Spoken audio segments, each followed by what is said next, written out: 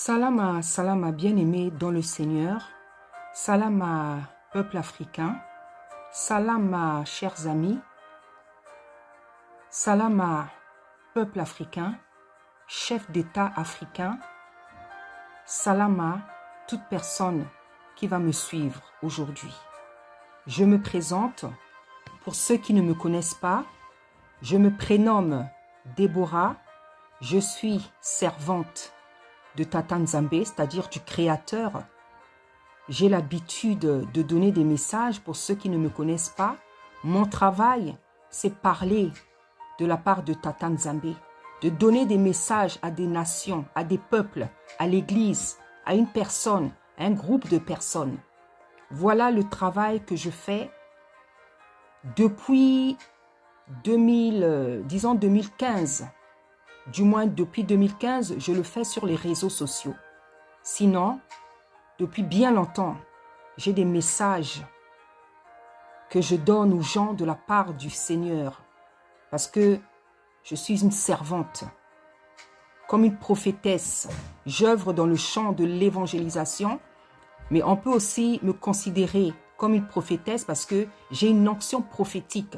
C'est-à-dire que j'ai des messages qui concernent l'avenir. Voilà ce petit résumé pour les personnes qui ne me connaissent pas. Aujourd'hui, disons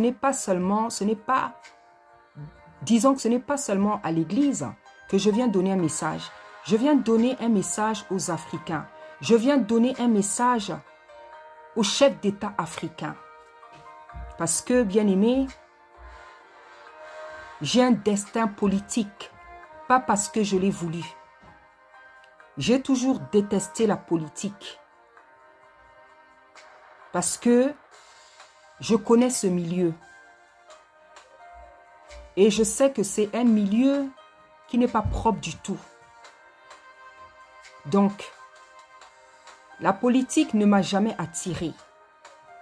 Parce que j'ai pu voir dans ma jeunesse de quoi elle est faite.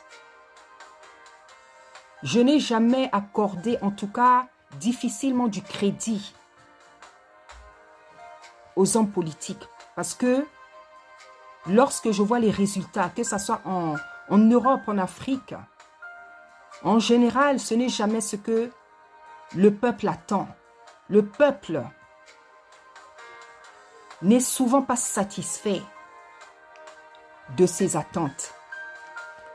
Donc, je me suis fait une idée depuis longtemps de ce qu'est la politique. Je me suis fait une idée depuis longtemps. Donc, c'est un milieu qui ne m'a jamais attiré, au point même que je ne connais même pas tous les noms des ministres qui sont dans mon pays. Parce que ça ne m'intéresse pas.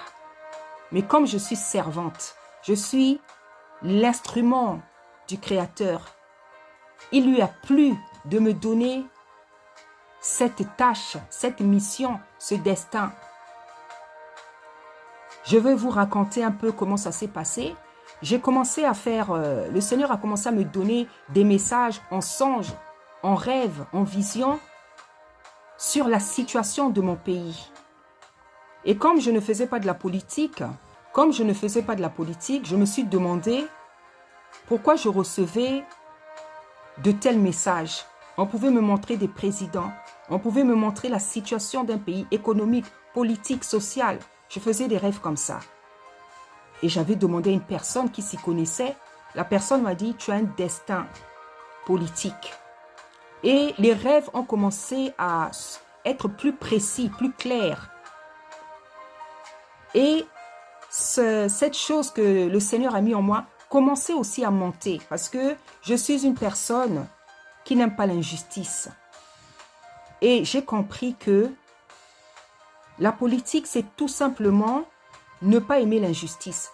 De tout faire pour que les gens soient bien dans la société. Quand on s'est proposé de prendre un poste, d'accepter une responsabilité dans la société.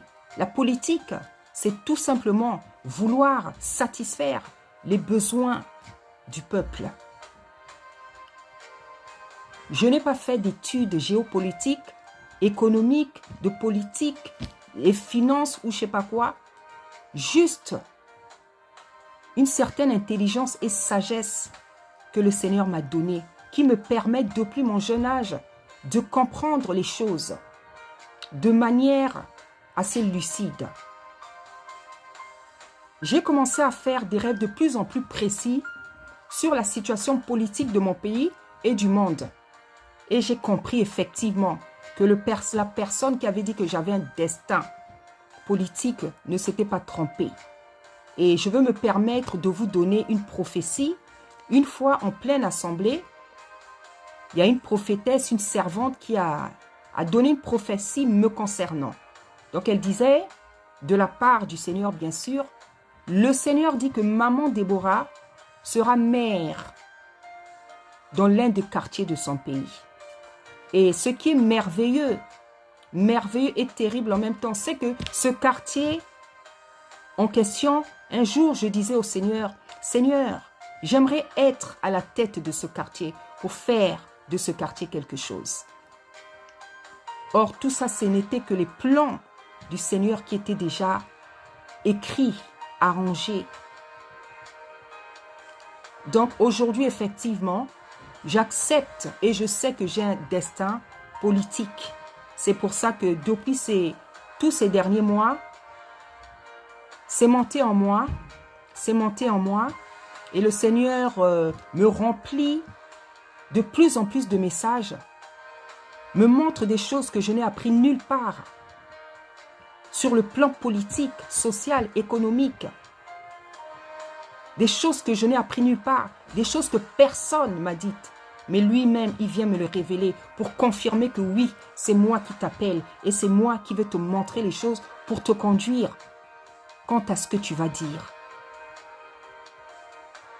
Donc, bien-aimé, j'ai déjà donné différents messages à des présidents. J'ai déjà donné un message pour le président M. Nicolas Sarkozy. Je ne sais pas s'il a déjà entendu. J'ai déjà donné un message au président Félix Tshisekedi. J'en avais quand même vu les résultats. Gloire à Tata Nzambe. Donc, j'ai déjà donné différents messages. J'ai déjà donné aussi des messages aux hommes politiques de mon pays. Tous ces messages-là, je ne sais pas s'ils ont été entendus, peut-être par certains, et peut-être parce que le moment n'était pas encore arrivé. Aujourd'hui, le Seigneur me fait lever parce que c'est le temps pour moi, à part mon travail pour l'Église, de parler pour le peuple.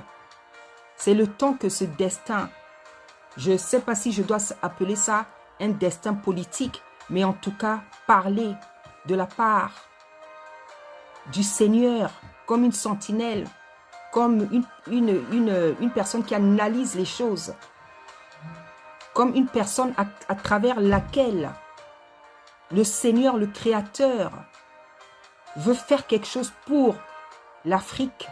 Ce moment-là, pour moi, est arrivé de parler, d'ouvrir ma bouche pour donner les messages que j'ai reçus depuis bien d'années.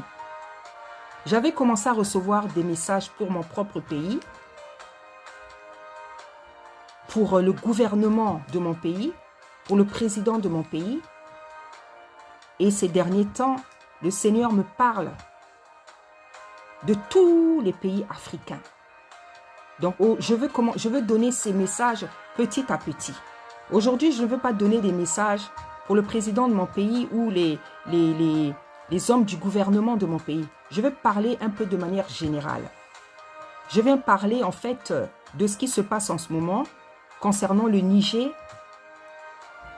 le Mali, le Burkina Faso et la CEDEAO. Ce qu'elle veut faire. Cher chef d'État africain, je peux être la cadette de certains, l'enfant de certains, ou bien la grande sœur. Mais je ne prendrai aucune de ces étiquettes pour m'adresser à vous aujourd'hui. Aujourd'hui, je vais parler en tant que servante du Seigneur, du Créateur, du Dieu Tout-Puissant, le Créateur du ciel et de la terre. Parce que si je parle comme une petite sœur ou comme une enfant, je risque de faire du sentiment.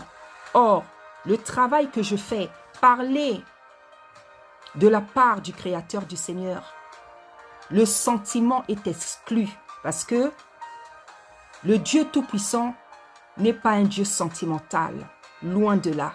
Au contraire, c'est un Créateur, c'est un Dieu qui est capable de tuer quelqu'un, qui est capable d'arracher la vie à quelqu'un. Quand quelqu'un exagère dans le mal, dans le péché, dans l'abomination, dans la méchanceté, dans toutes sortes de vices, il est capable d'arracher la vie. Parce que la Bible nous dit, le salaire du péché, c'est la mort. Le salaire du péché, c'est la mort. Donc, je vais parler d'une manière générale.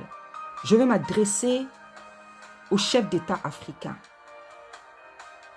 En tout cas, vous connaissez l'histoire mieux que moi. Vous connaissez la situation de nos pays mieux que moi. Comme je vous ai dit, je n'ai pas fait des études d'économie, de politique, de géo, non. Juste une certaine intelligence et sagesse que le Seigneur m'a donnée. Mais ce que je constate après tant d'années et que j'ai pu voir dès l'âge de 7 ans, parce que à partir de 7 ans déjà, un enfant voit s'il est intelligent, il peut faire des analyses. Depuis, comme on dit, les indépendances, les soi-disant indépendances, donc dans les années 1960, les soi-disant, je dis bien soi-disant, et je crois que tout le monde peut comprendre pourquoi je dis soi-disant. Parce que vous savez, comme moi, que nous n'avons jamais obtenu de réelle indépendance. Parce qu'une réelle indépendance ne se donne pas par la personne qui vous persécute. La liberté ne se donne pas. La liberté ne peut pas se donner par la personne qui vous persécute, par la personne qui vous fait du mal, par la personne qui vous a gardé en prison, par la personne qui ne veut pas votre bien. La liberté ne peut pas se donner par votre bourreau. C'est pour ça que jusqu'aujourd'hui, on n'a jamais eu la liberté, l'indépendance. Parce que la liberté, elle s'arrache. La liberté ne se mendie pas, ne se quémande pas, ne se demande pas, ne se supplie pas. Parce que le désir, la liberté, c'est un droit commun, c'est un droit universel. Quelque chose auquel tout le monde a droit. Donc quand on a droit à quelque chose, on ne peut pas demander cette chose à la personne qui retient cette chose. Chef d'État africain, vous êtes des adultes. Plusieurs sont mes pères, donc qui ont déjà atteint 70 ans, sinon plus. Donc je ne veux pas venir vous faire de la morale, vous apprendre à faire les choses. Vous êtes des pères, vous êtes des grands-pères, des arrière-grands-pères. Donc je ne m'adresse pas à des enfants, je m'adresse à des chefs d'État qui ont pris la décision, qui ont eu l'ambition de vouloir être à la tête d'un pays pour faire du bien au peuple. Parce que lorsque vous prenez le pouvoir, vous promettez le paradis au peuple. Mais lorsque vous arrivez, même la moitié de ce que vous avez promis, vous n'arrivez pas à l'accomplir. Parce que je pense que le problème, c'est que les personnes en Afrique comme ailleurs, les personnes, en tout cas la majorité, des personnes qui veulent prendre le pouvoir, qui veulent prendre le pouvoir, qui veulent être à la tête des États, la majorité du temps, ce sont des ambitions personnelles. Et nous en voyons la preuve, nous en voyons les conséquences, nous en voyons les résultats. Une personne qui veut bien faire les choses, qui veut faire les choses pour les autres, pour la société, pour le peuple, elle n'aura pas de difficulté. Elle n'aura pas de difficulté. Je ne dis pas que c'est facile. Parce que je ne suis pas président. Mais je n'ai pas besoin d'être président pour savoir que dans la vie, lorsqu'on veut faire quelque chose, on peut le faire. C'est une question de volonté. C'est une question de droiture. C'est une question de sincérité. C'est une question de conviction. C'est une question de bienveillance. Vouloir tout simplement faire du bien à ces personnes à qui vous avez fait des promesses. Vouloir faire quelque chose dans la vie, vouloir faire le bien, vouloir faire quelque chose, c'est une question de volonté d'abord. Après, il y a les convictions. Mais quand on veut faire quelque chose, je sais que quand on le veut, quand on le désire profondément, on y arrive. On y arrive. Donc, aujourd'hui, si l'Afrique est dans cet état, si les pays africains sont dans cet état, c'est parce que nous avons à la tête des pays africains des gens qui ne sont tout simplement pas des gens sérieux, droites, sincères. Des gens qui ne veulent pas le bien du peuple. Des gens qui sont là pour leurs intérêts personnels. Des gens qui sont là pour leurs intérêts personnels, qui ne sont pas là pour le peuple, pour la société, pour la nation, pour le bien du peuple, pour la liberté, la délivrance de nos nations, de l'Afrique. Non, la majorité. Et c'est terrible. Je me pose la question, pourquoi c'est justement une majorité qui peut être ainsi? Est-ce qu'on ne peut pas trouver des hommes droits, des présidents qui veuillent le bien de l'Afrique, de leur nation, de leur prochain? C'est difficile. Vous-même, vous voyez qu'est-ce qui se passe. Comme je dis, si l'Afrique est dans cet état, certains diront oui parce qu'on a été colonisé, ceci, cela. Oui, on a été colonisé, mais ça fait longtemps qu'on aurait pu s'en sortir. C'est parce que, je le répète, nous avons à la tête des États africains des gens qui sont méchants, des gens qui sont égoïstes, des gens qui ne sont pas droits, des gens qui pour moi ne sont pas des hommes d'État, plutôt des arrivistes, des gens qui ont pensé à leurs intérêts, à leur ventre, des arrivistes, pas des gens qui ont cherché le bien de leur pays. C'est pour ça que l'Afrique est dans cette situation.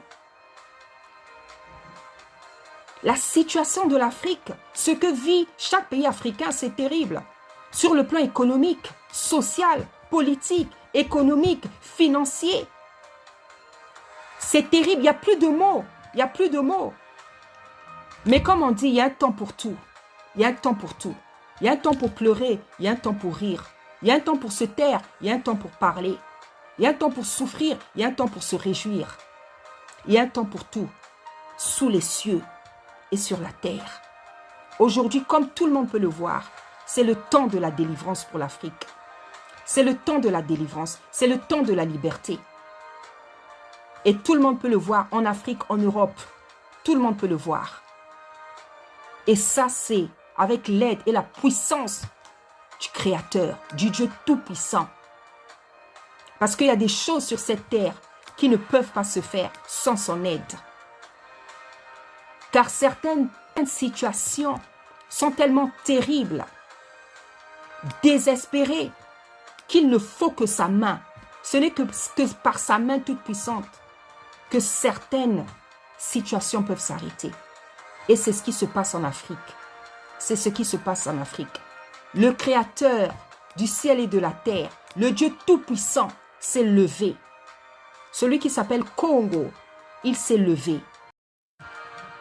De me protéger de toutes les manières imaginables qu'un homme même ne peut pas imaginer. Voilà en qui j'ai cru. Voilà ce Dieu, ce Créateur en qui je fais confiance et avec lequel je travaille avec zèle, avec dévouement, avec amour. Parce que sa cause, elle est juste. Sa cause, elle est pour les orphelins. Sa cause à lui, elle est pour les orphelins. sa cause à lui. Elle est pour les veuves, sa cause à lui. Elle est pour les malades, pour les captifs, pour ceux qui souffrent, ceux qui sont rejetés, ceux qui souffrent dans la société. Comme on dit, des causes nobles. Et il était déjà écrit que nous autres là, nous viendrons pour servir les causes nobles.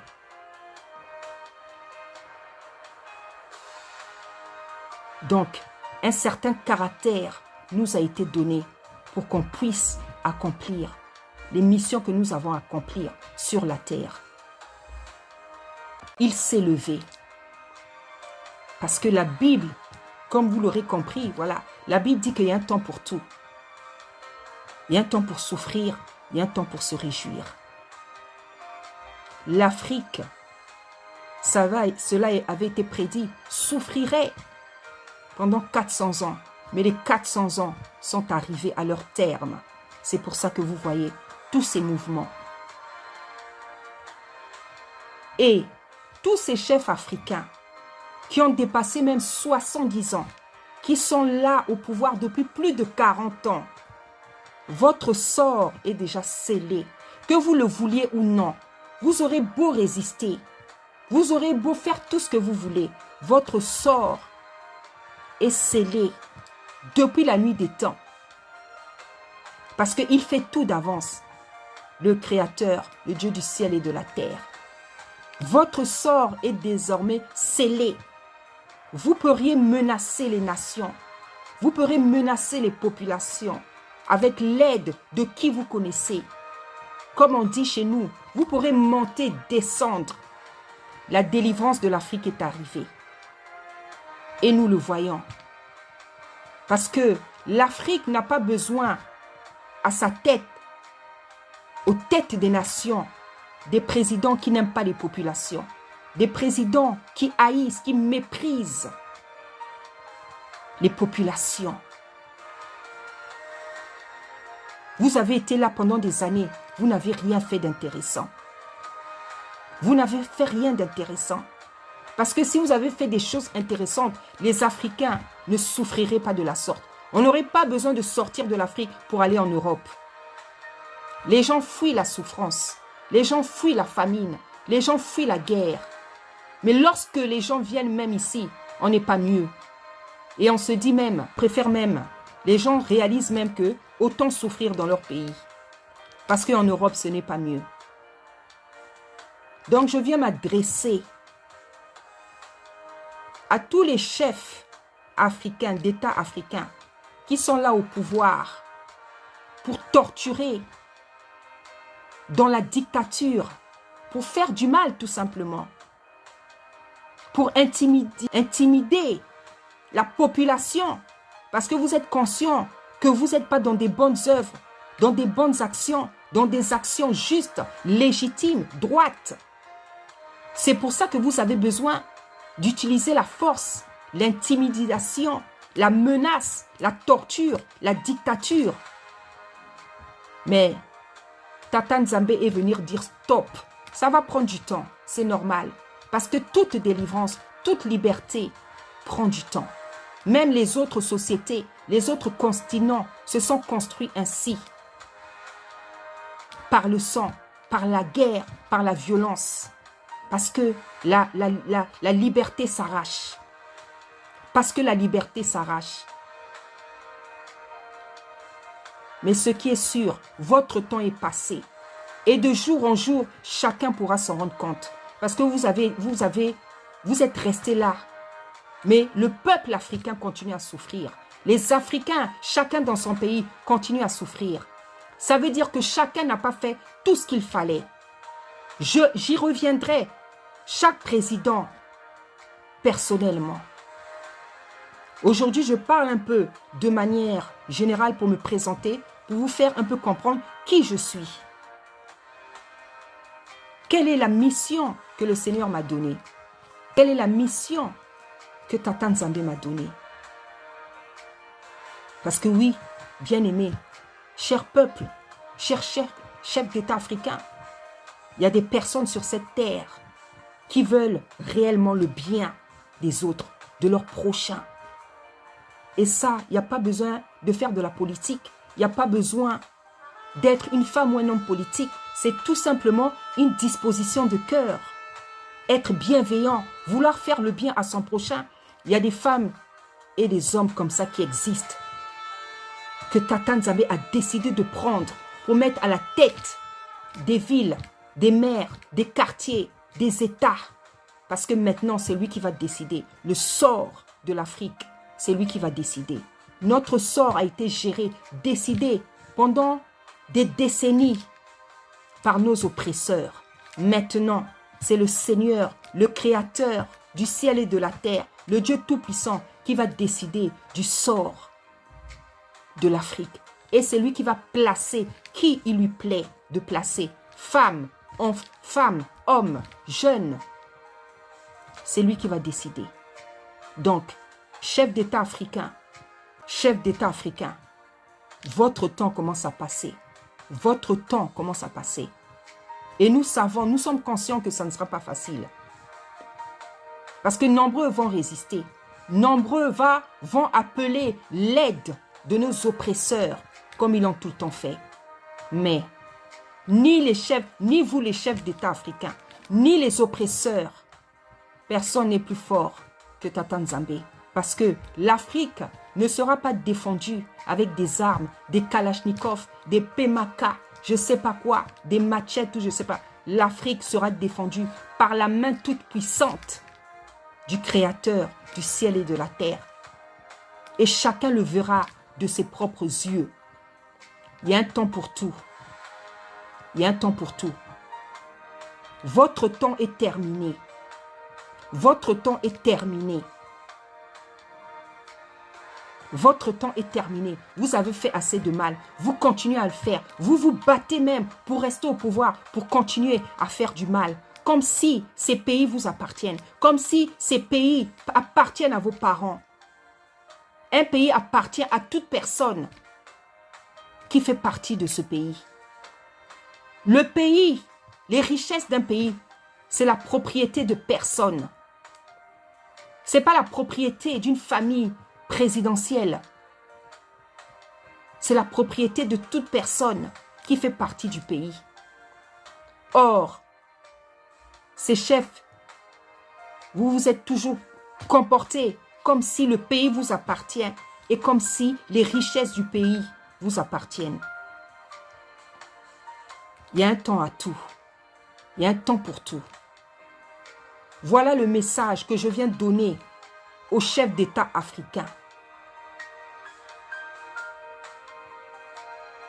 Je ne veux pas dire, je ne veux pas vous demander d'arrêter de faire le mal, de démissionner, parce que je sais que vous n'allez pas le faire.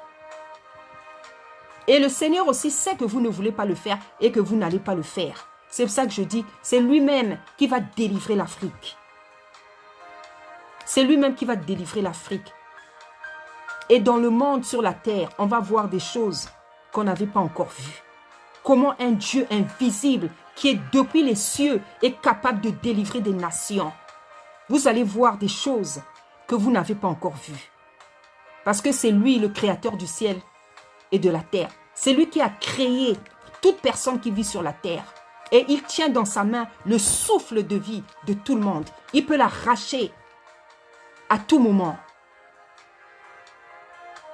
Chose que nombreux ignorent. Certaines personnes dans leur méchanceté, dans leur arrogance, dans leur folie, dans leur méchanceté, dans leur dictature, oublient qu'il y a un créateur qui tient dans sa main la vie de tout le monde, le souffle de vie de tout le monde. Et c'est terrible d'oublier ça. Pourtant, les exemples ne manquent pas. Nous avons eu beaucoup de présidents africains qui étaient des dictateurs, même des Européens, qui sont partis, qui ont eu une mort à laquelle ni eux-mêmes, ni la population s'attendaient, à laquelle s'attendaient. Ils sont partis comme des moins que rien. Mais pourtant, pendant des années, ils ont régné avec la dictature, avec la richesse, avec la gloire, la renommée. Mais ils sont partis comme des moins que rien. Et les exemples ne manquent pas. Et ce qui me surprend toujours sur cette terre, c'est quand des hommes ne prennent pas leçon sur le passé. C'est terrible. Parce que certains pensent se croire immortels. Nous sommes tous des mortels. Et le tour de chacun arrivera. Chers chefs d'État africains, votre temps est passé. Le Créateur du ciel et de la terre est en train lui-même, du haut des cieux, voir tout ce qui se passe sur la terre. Et il est dans chaque détail. Vous allez le voir. Vous qui avez décidé de venir encore frapper l'Afrique, faire du mal à l'Afrique, torturer l'Afrique, piller l'Afrique, enfoncer l'Afrique.